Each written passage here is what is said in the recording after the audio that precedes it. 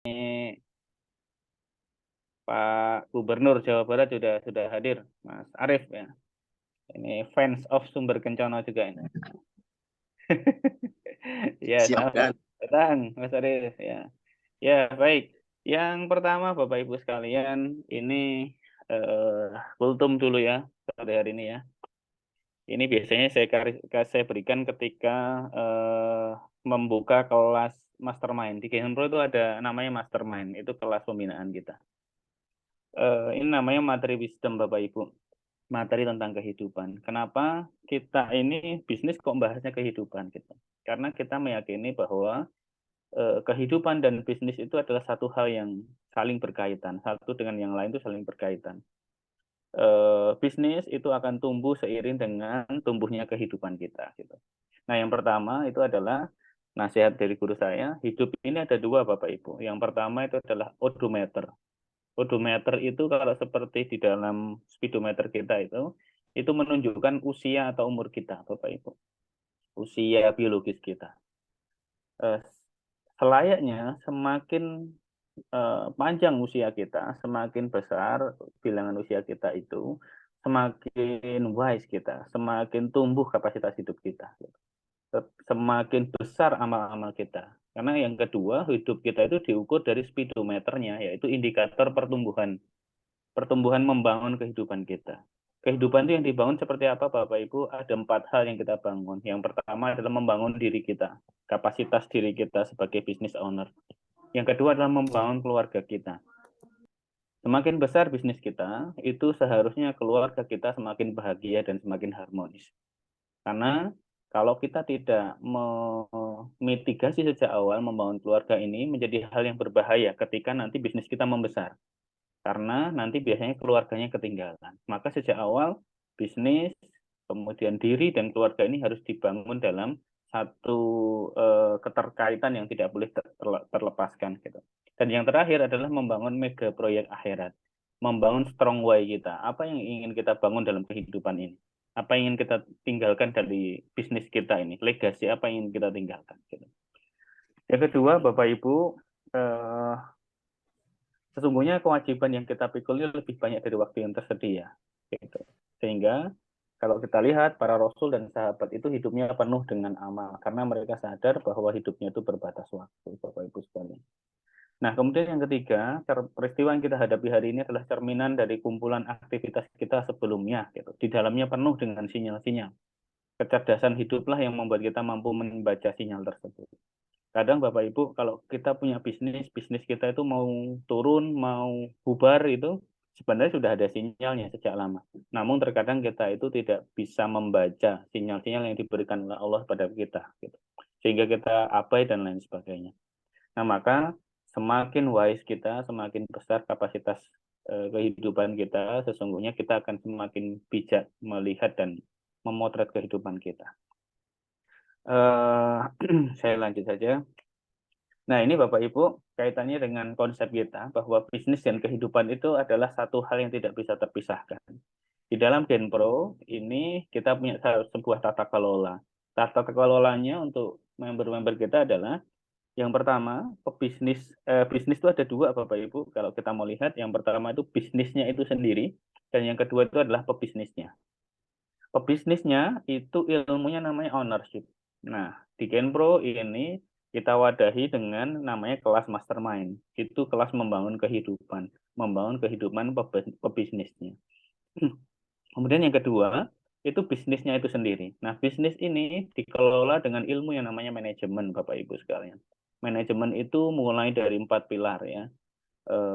Keuangan, kemudian marketing and sales, kemudian operasional, dan HR atau sumber daya manusia. Nah, bisnis dan pebisnis ini harus dibangun seiring sejalan. Tidak boleh ada yang ketinggal karena kita berkeyakinan bahwa kecepatan pertumbuhan bisnis ini tidak akan melebihi kecepatan pertumbuhan pebisnisnya. Sehingga kalau pebisnisnya angkanya itu 1 miliar, berarti bisnisnya itu maksimal dia 1 miliar. Atau kalau melebihi 1 miliar, itu ciri-cirinya pebisnisnya sudah mulai pusing menghadapi bisnisnya. Jadi ada sebuah ciri-ciri Bapak Ibu ketika pertumbuhan bisnis dan pebisnisnya itu tidak seimbang. Ketika ciri-cirinya adalah ketika Anda sudah mulai pusing memikirkan bisnis Anda. Contoh, dulu ketika angka setahun itu masih 2 miliar, Anda baik-baik saja ngurusi bisnis. Tapi ketika angkanya mulai naik 5 miliar, 6 miliar, Anda mulai pusing. Nah, itu ciri-ciri bahwa Anda sebagai pebisnis itu nggak tumbuh kapasitasnya, tetapi bisnis Anda tumbuh. Dan ini adalah ciri-ciri kejatuhan. Hati-hati. Gitu. Baik, Bapak Ibu. Nah, kemudian yang kedua, bisnis dan kehidupannya adalah semakin besar bisnisnya, semakin bahagia dan harmonis keluarganya. Gitu ya. Membangun bisnis adalah membangun kehidupan, bisnis akan tumbuh seiring dengan pertumbuhan kedewasaan pebisnisnya. Jadi pebisnis itu Bapak Ibu, punya duit, nggak punya duit itu biasa aja. Kadang punya duit banyak. Kadang itu bisa gaji karyawan aja, itu sudah sujud syukur Bapak Ibu. Ya, pernah ngalami hal kayak gini ya Bapak Ibu ya. Jadi ya kadang gampang duit itu cari gitu. Kadang ya nggak ada sama sekali gitu. Tetapi sebagai pebisnis kita harus bersiap dan terbiasa dengan ada dan tidak adanya duit itu. Nah, ini Bapak Ibu, tadi yang saya sampaikan terkait dengan pola penumbuhan empowerment bisnis ya, konsep untuk menumbuhkan bisnis kita, baik itu UMKM maupun skala korporasi. Yang pertama adalah menumbuhkan diri dari kehidupan pebisnisnya atau ownernya itu. Ini kaitannya dengan ownership, kapasitas, dan mindset. Kalau guru kita Ustadz Abu, ada 2 kunci sukses membangun korporasi, gitu ya, bisnis korporasi. Yang pertama itu adalah undang pertolongan dari langit. Ini adalah kaitannya dengan kita sebagai pebisnis atau business owner-nya. Bagaimana ownership kita, kapasitas kita, mindset kita, itu mengundang pertolongan dari langit. Yang kedua, itu praktekkan ilmu bisnis. Inilah yang disampaikan dengan manajemen. Kita belajar dengan pilar-pilar marketing dan marketing, operasional, SDM dan lain sebagainya. Bapak Ibu sekalian, terkait dengan membangun diri pebisnisnya, ada support system yang perlu kita bangun Bapak Ibu. Yang pertama, support system itu bernama family unit atau keluarga. Ini harus kita bangun yang pertama. Jadi seperti tadi disampaikan ya, jadi semakin besar bisnis kita, semakin bahagia, semakin harmonis kehidupan rumah tangga kita dengan istri, dengan anak-anak, gitu ya, dengan family unit kita. Karena family unit ini menjadi satu hal yang menurut saya jadi hal yang besar yang berpengaruh dalam hidup kita, gitu, dalam kehidupan dan bisnis kita. Bang Joni ini kan keren ya, luar biasa ini, serem itu kalau keluar ngisi pelatihan kan serem gitu ya. Bang Joni mana? Masih di ruangan nggak ya Bang Joni ya? Bang Masih nyimak, Mas. Nyimak ya. Mas Bang Joni kan keren tuh kalau di luar ngisi keren tuh. Tapi kalau istri Bang Joni itu sebelum Bang Joni keluar rumah istrinya cemberut itu kesaktiannya bisa hilang tuh. Kalau nggak percaya tanya sama Bang Joni. Bener nggak sih, Bang? Bener Istrinya ya? tersenyum terus kok. Senyum terus alhamdulillah. Itulah kunci atau apa namanya? eh kunci dari Bang Joni kenapa kalau ngisi bisa garang keren kayak gitu ya. Kalau keluar rumah istrinya pasti tersenyum itu. Kalau istrinya keluar rumah itu cemberut itu hilang kesaktiannya Bang Joni tiba-tiba hilang gitu aja Bang ya. Ya gitu. Jadi Bapak Ibu sekalian, eh, istri kita itu atau pasangan kita ini menjadi satu support system utama menurut saya di dalam kita membangun kehidupan dan bisnis kita gitu. Yang kedua, Bapak Ibu, yang perlu kita bangun dalam support system kita membangun kehidupan kita ini adalah tim engine, Bapak Ibu. Tim engine itu adalah tim ring 1 kita, Bapak Ibu. Setelah tadi membangun apa namanya, membangun family unit gitu. Wah, ini hadir juga diri saya, Mas Iwan. Wandut nih ya, terasa madunya sampai sini, Mas Iwan. Ya, jadi yang kedua tim engine ya Bapak Ibu sekalian. Tim engine itu adalah tim ring 1 kita. Tim ring 1 kita itu adalah tim yang hidup bersama kita. Kalau kata Mas Iwan itu dipanggil jam 12 malam tuh datang Bapak Ibu. Diminta nyemplung sumur tahu ya Bang Joni? Yang dari luar Jawa ya. Masuk sumur, diminta masuk sumur, masuk sumur. Minum racun, diminta minum racun, minum racun. Itu adalah tim yang sudah jadi pasukan kita Bapak Ibu. Kalau kita lihat Rasulullah SAW itu pasukannya yang di ring satu ada 4, Bapak Ibu. Ada Abu Bakar, Asy-Siddiq, ada Umar bin Khattab, Ali bin Abi Thalib, Utsman bin Affan. Karena Bapak Ibu, siapa yang nanti akan membesarkan bisnis kita, itu bukan kita. Yang membesarkan bisnis kita itu adalah tim kita, Bapak Ibu. Dan menjadi persoalan besar kalau Bapak Ibu adalah orang yang paling cuanggih, orang yang paling pinter di dalam timnya Bapak Ibu. Itu persoalan besar. Gitu. Maka tim engine ini penting untuk kita bangun sejak saat ini, Bapak Ibu. Cek aja, cek di timnya Bapak Ibu. Sudah punya belum tim ring satu tadi yang siap diminta masuk sumur, siap diminta minum racun gitu ya. Ya jangan sekejam itu sih. Tapi maksudnya tim yang siap tempur gitu Bapak Ibu. Diminta ngapain siap berangkat, siap gitu. Nah, saya kemarin datang ke salah satu pengusaha besar, pengusaha kita yang cukup besar. Eh mungkin hampir hampir triliun ya angkanya ya. Saya masuk ke kantornya keliling gitu, saya lihat timnya itu masih muda-muda sekali Bapak Ibu sekalian. Luar biasa saya lihat mungkin saya tanya beberapa itu usia masih 24, 25 gitu. Leadernya saya lihat usianya masih 30, 31 gitu. Tetapi dia sudah angkanya besar sekali, luar biasa gitu. Karena hari ini Bapak Ibu, tim-tim anak-anak muda kita ini ketika bisa kita daya gunakan itu luar biasa kreativitas dan daya juangnya gitu. Nah, setelah itu Bapak Ibu, kalau setelah berbicara tentang membangun tim engine itu adalah tim ring satu. Kalau Rasulullah itu punya Ali, Umar, Utsman, dan Abu Bakar gitu. Nah, kita punya siapa gitu? Pertanyaannya. Orang yang hidup bersama kita gitu. Dan yang selanjutnya kita harus punya yang namanya mastermind Bapak Ibu. Mastermind itu adalah geng. Geng kita dalam berbisnis. Kelas mastermind. Di Genpro kita persiapkan ya tata kelolanya adalah Genpro Mastermind Class. Itu adalah kelasnya pebisnis, kelas support system kita gitu. Jadi kalau kita ini di mastermind-nya, jadi kita lihat 5-10 tahun lagi itu sangat berpengaruh itu siapa mastermind kita. Itu sangat berpengaruh. Jadi 5-10 tahun lagi, siapa mastermind kita, siapa guru mentor kita. Itu berpengaruh sekali Bapak Ibu. Nah, yang selanjutnya mastermind itu kelas ya, kelas bersama itu nanti sudah dipersaudarakan seperti Ansor Muhajirin gitu ya, saling-saling bantu dan lain sebagainya di dalam bisnis, di dalam kelas bisnis. Kemudian kita juga harus membangun support system yang bernama mentor bisnis. Kita harus punya mentor bisnis. Karena kita berbisnis ini seperti menjalani sebuah menapaki jalan gitu. Jadi kalau orang pebisnis kita ini, mentor kita ini di dalam mastermind kita buat tata kelola sebaiknya mastermind itu mentornya itu satu fase di atasnya. Agar apa? Agar dia masih ingat jalan yang dia lalui. Karena bisnis itu di bidangnya walaupun beda-beda, tetapi secara pengelolaan manajemennya hampir sama. Gitu. Dan yang terakhir, membangun support system itu adalah guru spiritual. Kita perlu guru spiritual, dewan syariah gitu ya.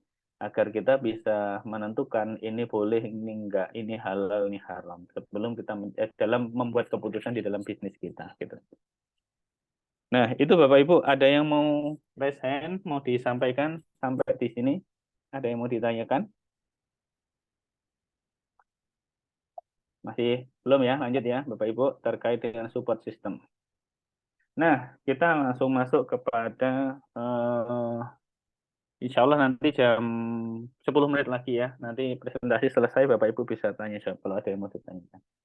Nah, tadi saya sebut ada fase 1, fase 2, fase 3 dalam kita membangun bisnis. Bapak Ibu, bisnis kita itu harus kita cek Bapak Ibu. Kita ini berada di fase berapa. Karena fase ini menentukan kita makannya apa, kita olahraganya apa, kita butuh PR-nya apa. Ini fase ya. Jadi fase 1 itu kalau anak-anak itu seperti bayi. Fasenya fase survival. Dia masih fase cari makan, Bapak Ibu. Jadi ya yang penting bisa hidup lah gitu. Yang kedua fasenya anak-anak cari duit gitu ya. Nah, saya pindah aja ke sini. Ke ini ya.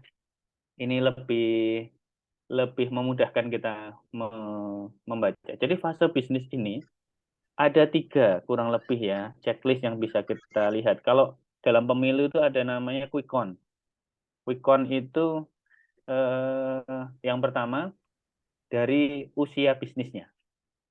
Jadi fase 1 ini namanya fase cari makan. Fasenya bisa hidup. Fokusnya adalah BEP operasional.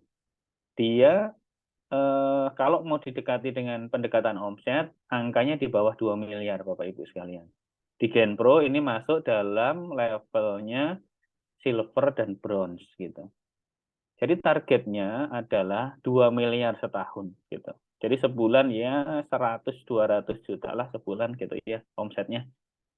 Bapak Ibu yang masih ada di sini, fasenya yang perlu Bapak Ibu selesaikan adalah satu, Bapak Ibu harus punya konsep bisnis yang jelas. Yang kedua, Bapak Ibu harus sudah firm siapa marketnya, gitu. Nah, di fase ini Bapak Ibu pasti harus turun sendiri. Pemimpinnya itu harus paham A sampai Z, turun sendiri, memimpin bisnisnya. Jadi memimpin peperangan sendiri, gitu. Timnya juga secara manajemen kalau kita lihat tim di fase 1 ini timnya masih belum ada manajer. Dia manajernya ya GM-nya ya dia pemiliknya sendiri. Dia turun langsung, kemudian timnya masih di levelnya staff. Jadi kalau mau kita lihat banyak bisnis yang dia itu angkanya sudah lebih dari fase 1, tetapi secara infrastruktur itu masih fase 1. Maka PR-nya segera penuhi infrastruktur di fase 1 itu. Gitu. Nah, yang kedua adalah fase growth. Itu fasenya cari duit, cari uang. Ciri-cirinya adalah Anda sudah ketemu market. Yang kedua, eh, apa namanya, di fase ini pebisnisnya sudah harus mulai membangun tim manajemen. Salah satu angkanya ya, kalau di angka fase 2 ini 2 sampai 15 miliar. Kalau mau kita pendekatan ya, kalau pendekatan zoom in-nya itu angkanya 2 sampai 15 miliar setahun. Jadi ini fasenya fase cari makan. Bapak Ibu di fase ini sudah bisa beli mobil, bangun rumah sudah bisa. Gitu. Nah, tadi fase cari makan itu idealnya berapa tahun dilalui? Idealnya 5 tahun Bapak Ibu. Dan usia Anda idealnya di bawah 30 tahun untuk melewati fase 1. Mas, gimana? Saya sudah usia 50 tahun masih fase 1. Ya, yang pertama saran saya istighfar Bapak Ibu. Yang kedua, disadari, oh iya, saya ketinggalan fasenya. Maka buat timeline, kapan fase 1 harus selesai. Anda harus lebih cepat dari yang lain gitu. Jadi fase ini Bapak Ibu, kalau kita lihat ada 5 ya fasenya ya. Satu fase itu ideal dilalui 5 tahun. Kalau Anda mau sampai angka paling ujung di atas 1 triliun, itu 25 tahun paling enggak kita lewati fase ini, 5 fase ini. Nah, tinggal ditambah aja di usia Anda Bapak Ibu. Yang masih 30 tahun berarti selesai nanti 55 tahun.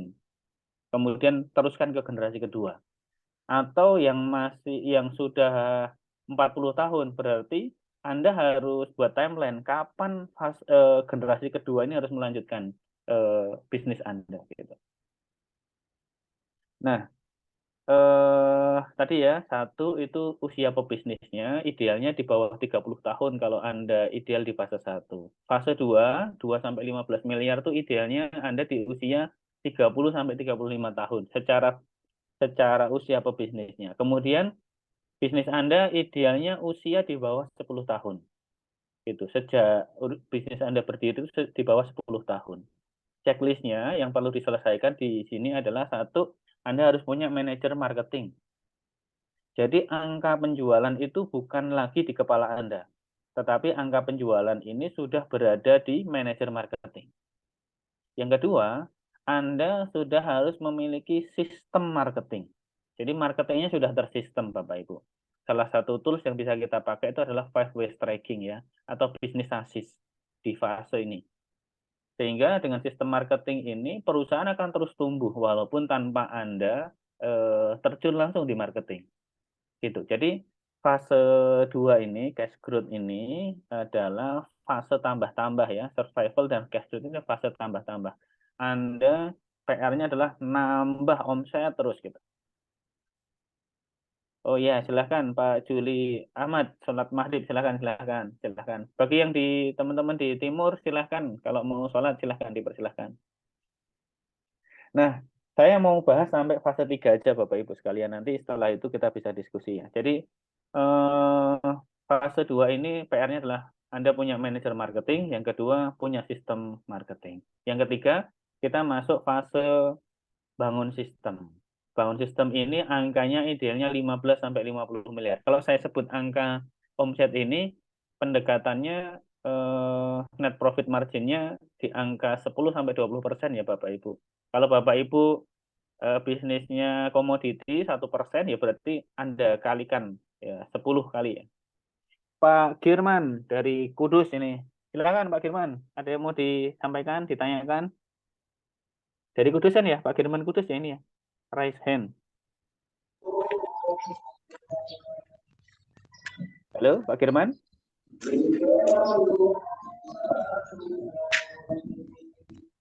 Halo. Nggak Halo jadi. Mas Gus. Oh iya, Mas- silakan. Ini siapa? Pak Girman atau siapa? Pak Girman dari Oh, Kudus. silakan Pak Girman. Silakan. Enggak, diselesaikan dulu aja. Cuman saya mau nanti kan kalau sudah disediakan untuk bertanya. Oh iya, siap. Oke, saya selanjutkan dulu ya sampai bangun sistem nih. Ya, jadi fase ketiga itu bangun sistem Bapak Ibu sekalian. Idealnya usia Anda 35 sampai 40 tahun di fase ini. Anda masih menjadi GM di situ, memimpin bisnis Anda sendiri. Anda masih di pucuk pimpinan di manajemen. Nah, PR-nya di fase ketiga ini, kita sudah harus membangun sistem. Saya mundur lagi. Fase 2 cash growth tadi di Genpro kita masukkan di dalam kelas gold namanya. Jadi membernya member gold.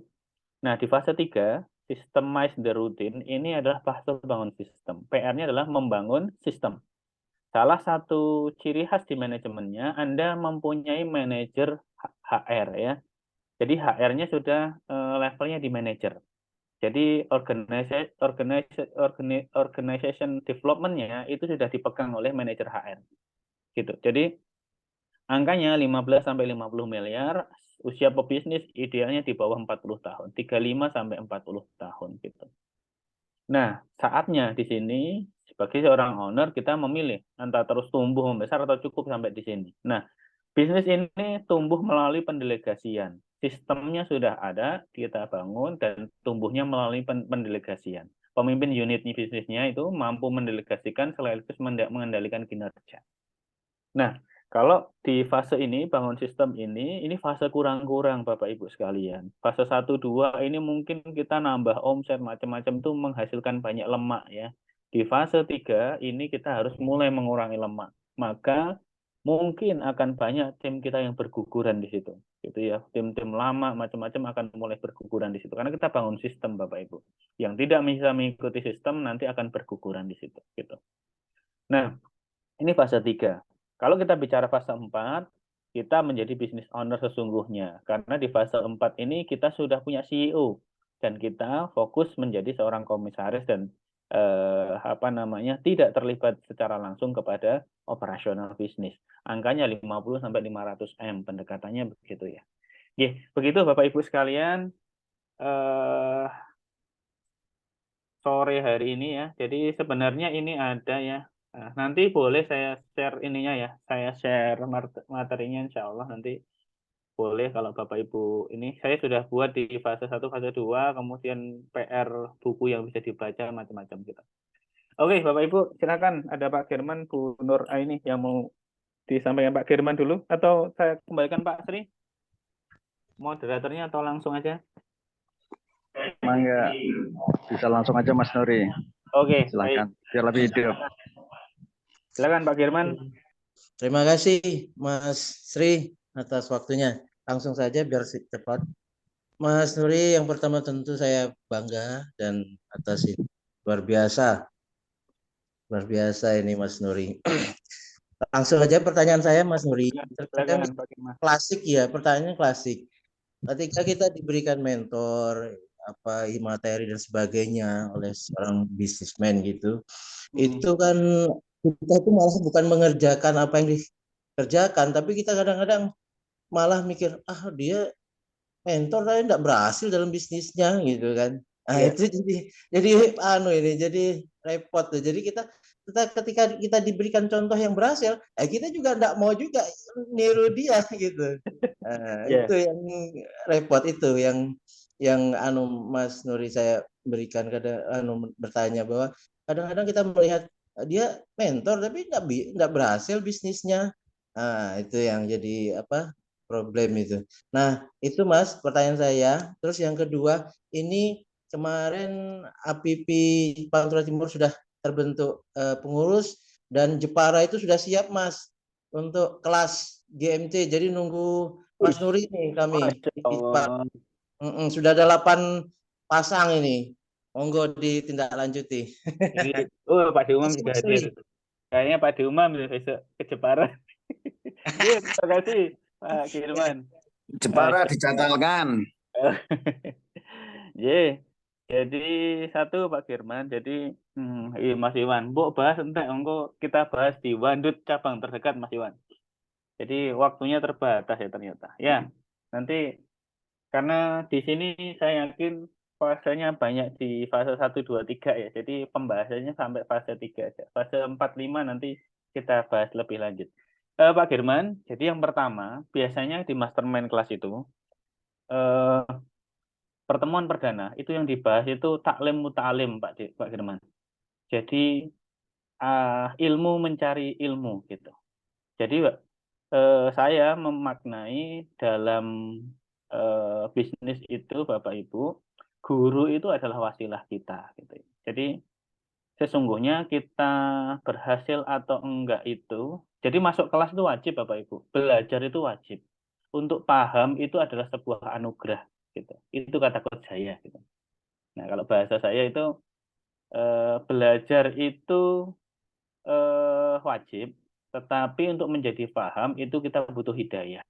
Salah satu hidayah itu wasilahnya adalah guru kita. Nah, untuk turunnya hidayah ini di dalam taklim muta'alim kalau kita lihat itu syaratnya 2 Bapak Ibu. Syaratnya 1.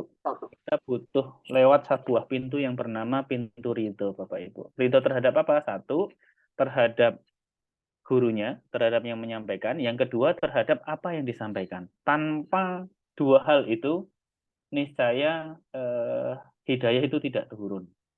Jadi, kalau di kelas, Bapak Ibu, saya membiasakan diri di kelas itu, kelas mastermind itu, bukunya yang paling besar tuh Bapak Ibu. Yang buku besar ya, kayak buku akuntansi itu.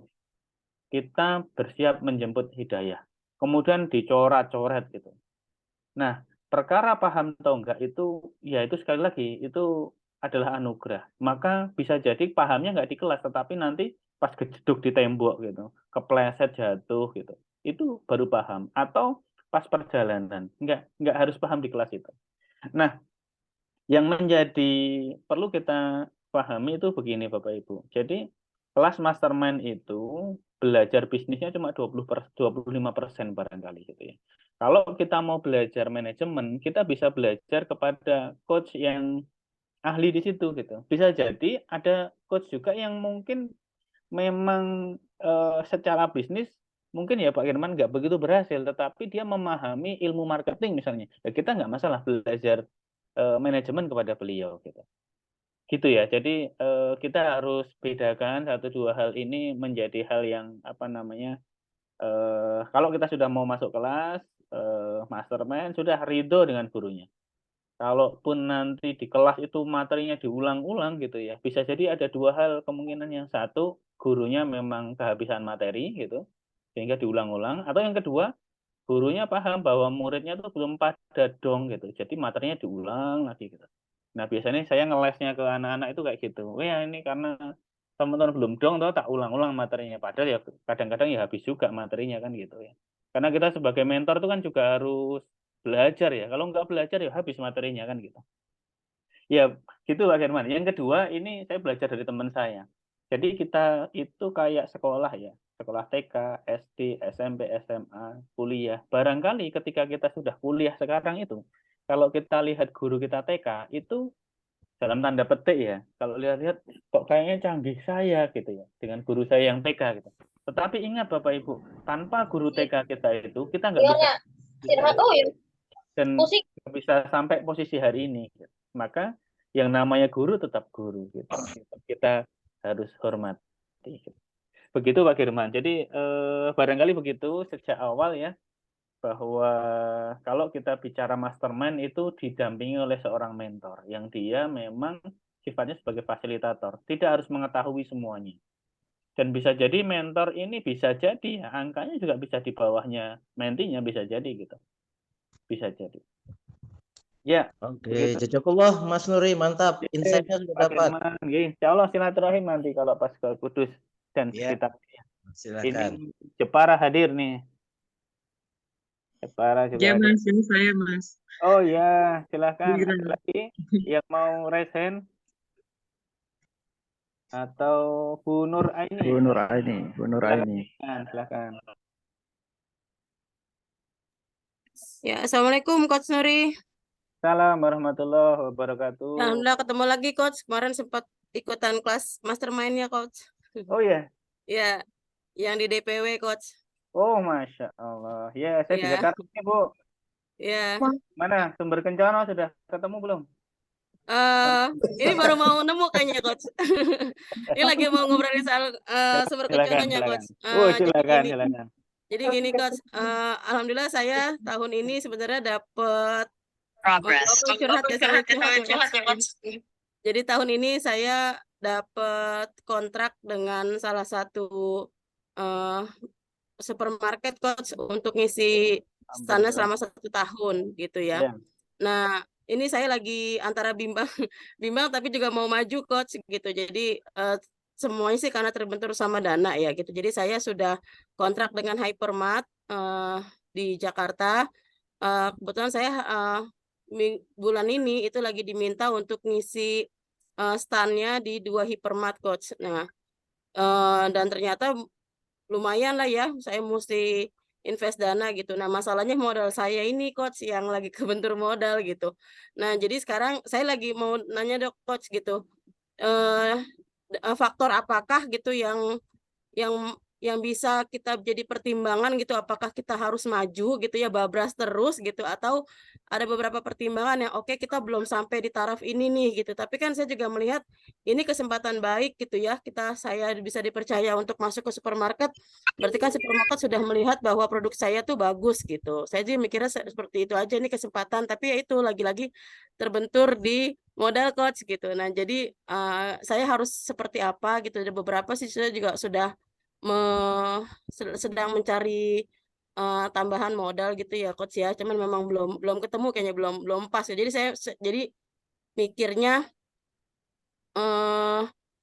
mikirnya ini sebenarnya ini rezeki saya bukan ya gitu. Karena kemarin Coach Nuri saya ingat banget tuh kata-kata Coach Nuri, kalau sampai Anda misalkan kena penipu berarti Anda sudah di jalur yang benar gitu.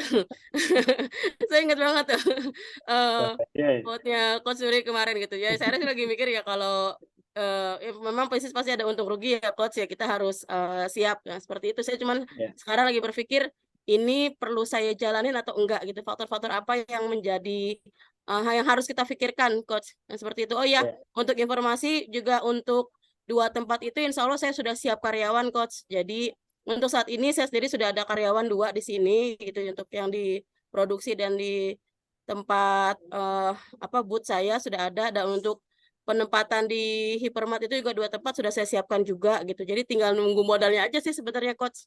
Seperti itu Coach. Makasih Coach pertanyaan dari saya. Terima kasih Bu Nur Aini ya. Sama-sama dari Coach. Jakarta ya. Jadi yang pertama Bapak Ibu, jadi cek dulu Ibu posisinya di fase berapa? 1 atau 2 gitu. Kalau Ibu di fase 1, maka modal yang bisa Ibu manfaatkan adalah modal pribadi. Gitu. Jadi memang di fase 1 ini kita agak susah ya untuk dapat kepercayaan dari yang lain. Maka saran saya di fase 1 ini pakai skema sell it before build it. Jadi minimal mungkin penjualannya itu cash keras gitu di fase 1. Sehingga Anda tidak begitu banyak membutuhkan modal, perputarannya cepat gitu. Dan fase 1 ini PR Anda adalah menemukan target market yang Anda pilih nantinya.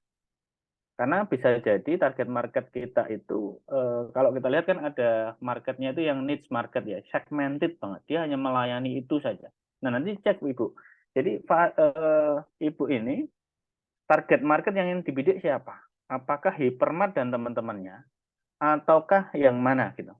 Nah, karena nanti ini menentukan. Kalau Hypermart dan yang lain sebagainya, kayaknya pembayarannya ini ya, dia tempo ya Bu ya.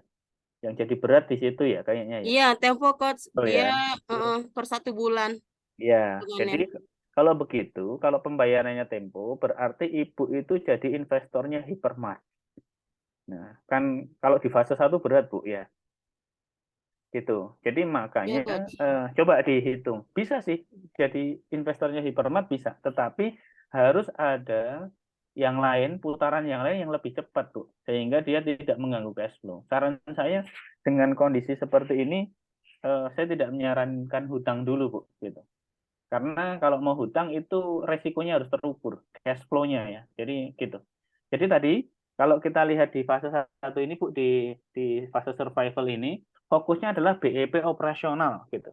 Jadi Bapak Ibu gimana nggak nombok dalam bisnis itu. Mengumpulkan banyak cash untuk naik ke fase selanjutnya. Jadi coba dipertimbangkan lagi Bu untuk itu. Jadi sebenarnya pendanaan itu bisa dengan pendanaan orang lain, tetapi dia sifatnya adalah kepercayaan gitu. Jadi orang-orang terdekat kita. Tetapi harus betul-betul terukur. Betul nggak tuh sebulan itu, jadi nanti ada barang rusak, barang yang lain dan lain sebagainya perlu dihitung itu Bu.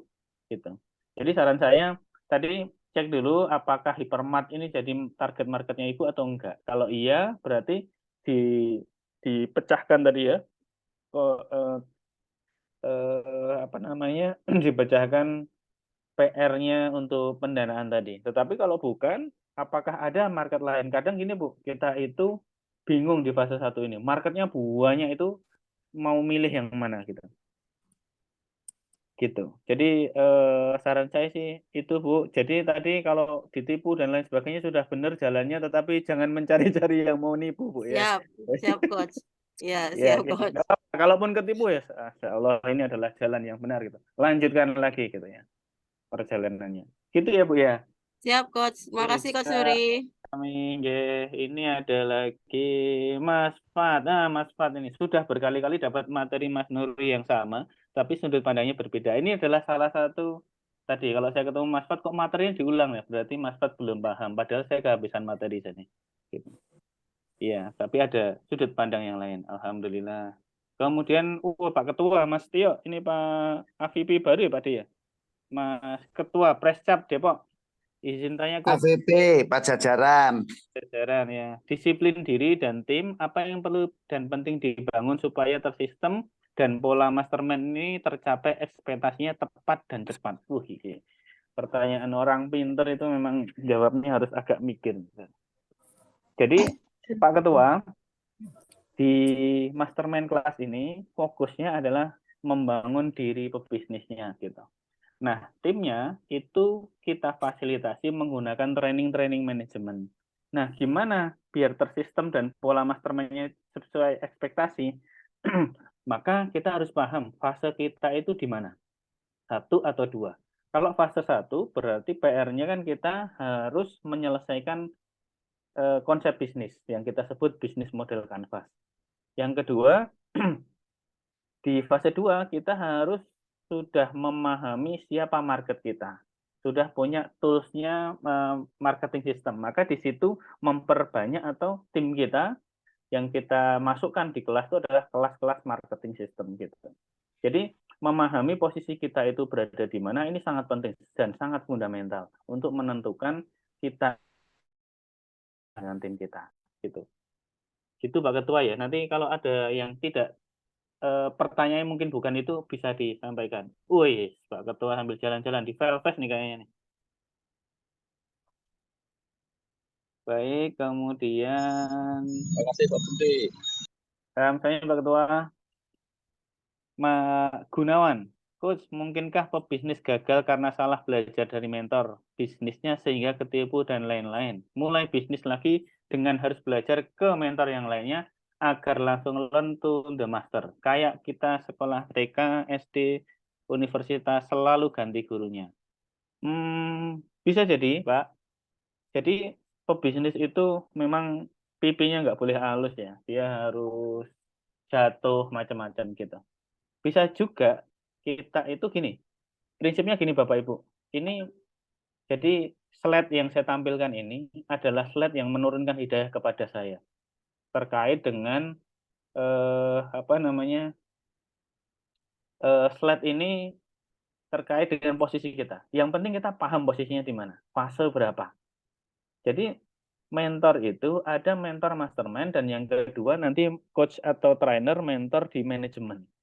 Jadi saran saya kalau belajar manajemen sesuai dengan kebutuhan.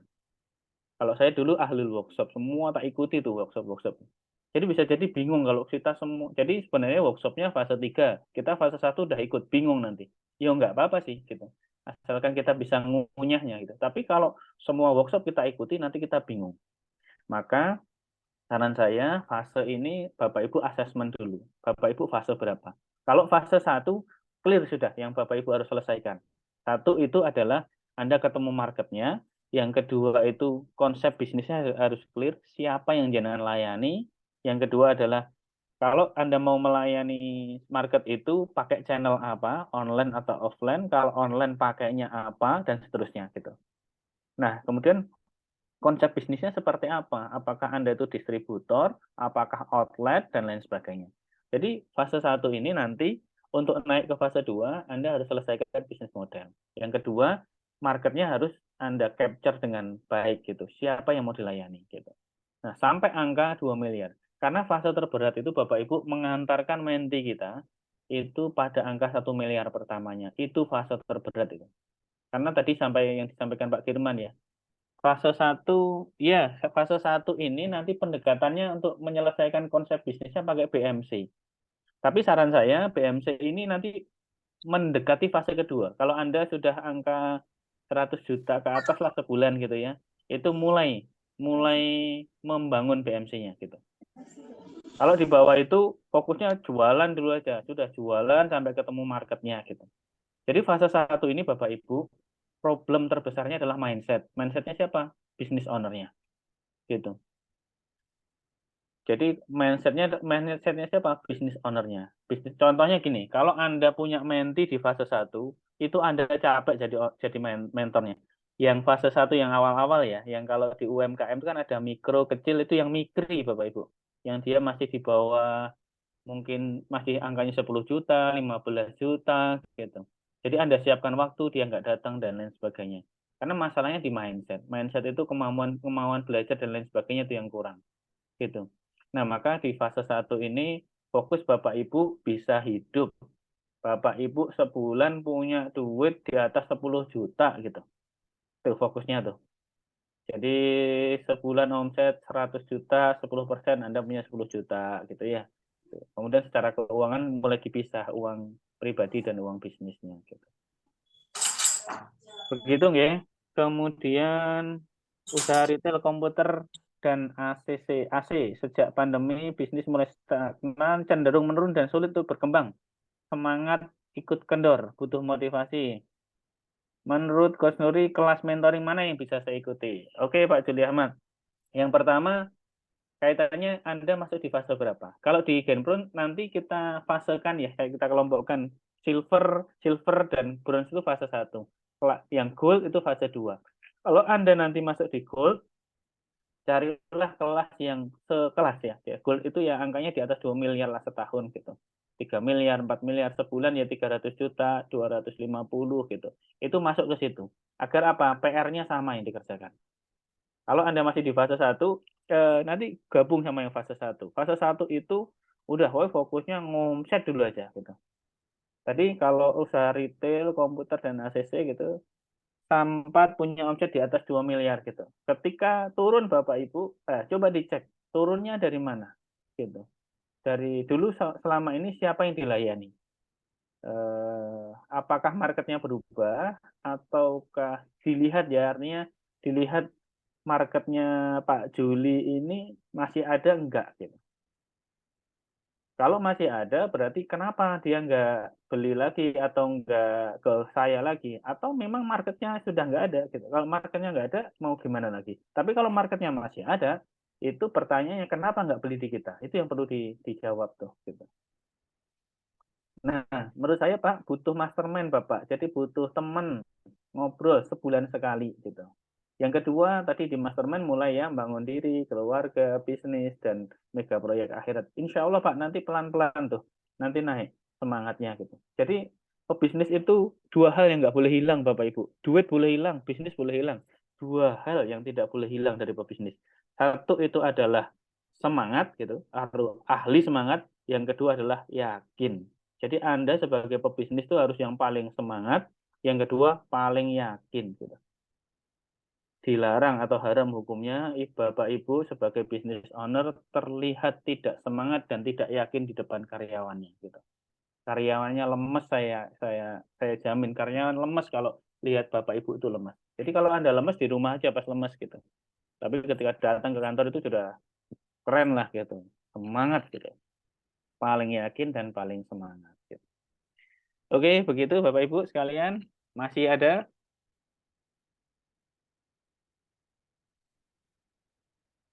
Masih ada yang lain? Kalau Mau enggak, tanya coach masih boleh? silakan. Ini Silakan. saya bisnisnya masih sangat kecil coach. Apa Pak namanya? siapa namanya? Oh ya, Hari Firdaus Pak Hadi Firdaus. Dari mana Pak?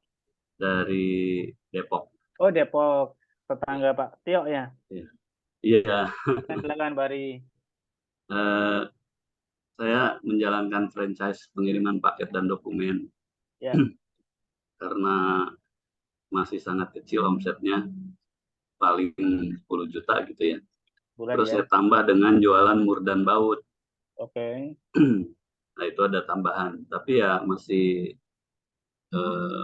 masih kecil lah ya. Nah mungkin pertanyaan saya tetap jalan dua atau pilih salah satu ya untuk Baik. baiknya. Itu aja, makasih. Baik Pak Hadi Firdaus dari Depok. Nah pertanyaan saya begini Pak. Bapak mau bisnis melayani siapa? Jadi saran saya di awal Bapak fokus aja satu gitu. Fokusnya itu fokus pada melayani siapa gitu. Ya. Contoh misalnya begini. Dalam jualan murbaut itu apakah sama dengan sekalian jalan melayani yang paket itu gitu. Kalau sama nggak apa-apa. Tapi kalau beda Pak, menurut saya mending dipilih salah satu. Kita mau fokusnya itu siapa? Karena Bapak Ibu boleh nanti mulai bisnisnya itu cabang-cabang macam-macam gitu. Maksudnya mulai Samsung model kan kalau di awal kalau bagus BCA model dulu aja. Fokus aja satu. Nanti sampai angka Anda di fase 2 deh gitu. Fase 2 kan Anda sudah punya duit nanti tuh sudah di angka 15 miliar, 14 10 miliar. Nah, itu boleh tuh nanti mulai. Fase 3 deh. Fase 3 agar Anda sudah punya tim. Jadi fase 1 fokus dulu aja, Pak.